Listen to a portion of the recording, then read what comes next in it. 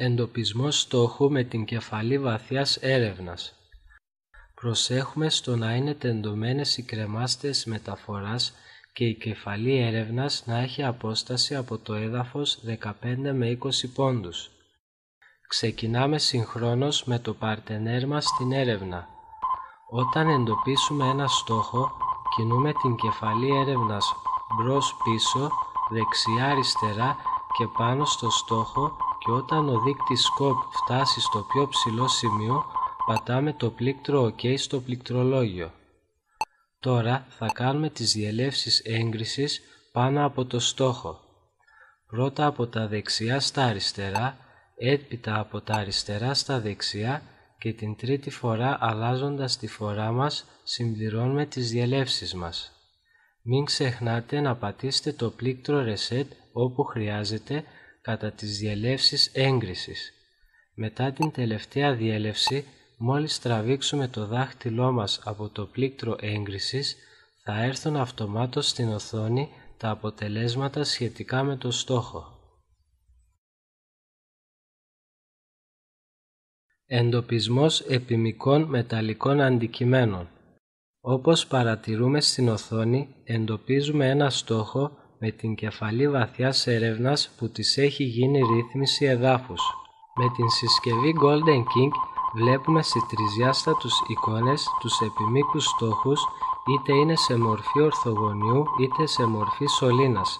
Κατά την διέλευση μιας της κεφαλής πάνω από το στόχο, εάν το σινιάλο συνεχίζει προς την μια πλευρά χωρίς διακοπή, καταλαβαίνουμε πως είμαστε πάνω από ένα επιμήκη στόχο. Σε μια τέτοια περίπτωση εντοπίζουμε πρώτα την κοντή πλευρά και πρέπει να ξεκινήσουμε τις διελεύσεις έγκρισης. Πάνω στην κοντή πλευρά κάνουμε τις διελεύσεις μας από τα δεξιά προς τα αριστερά, από τα αριστερά προς τα δεξιά και την τρίτη μας διέλευση αλλάζοντας τη φορά μας και τερματίζοντας πάνω στην επιμήκη πλευρά. Με το που θα τραβήξουμε το δάχτυλό μας πάνω από το πλήκτρο έγκρισης, το αποτέλεσμα θα εμφανιστεί αυτόματα στην οθόνη.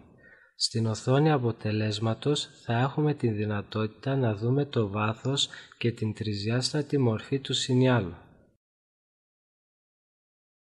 Εντοπισμός τούνελ, σπηλιών, κελαριών, καταφυγίων και σειράγκων. Είχαμε ξαναπεί πως η μεγαλύτερη διαφορά της Golden King από τις άλλες συσκευές είναι το ότι μπορεί και εντοπίζει συγχρόνως με τα μέταλλα και τις σπηλιές, καταφύγια, κελάρια, σύραγγες. Κατά τον εντοπισμό κενού στο χώρο έρευνας θα ενεργοποιηθεί η βελόνα της ένδειξης κενού στο monitor μας, όπως ακριβώς στον εντοπισμό μετάλλου θα περιμένουμε το ψηλότερο σημείο που θα φτάσει.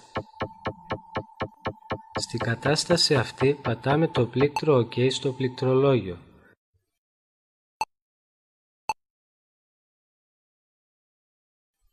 Τις διελεύσεις έγκρισης τις ξεκινάμε από τις κοντές πλευρές και την τρίτη διέλευσή μας την πραγματοποιούμε αλλάζοντας τη φορά μας από την επιμήκη πλευρά. Τραβώντας το δάχτυλό μας από το πλήκτρο έγκρισης θα δούμε στην οθόνη όλες τις πληροφορίες σχετικά με τον στόχο.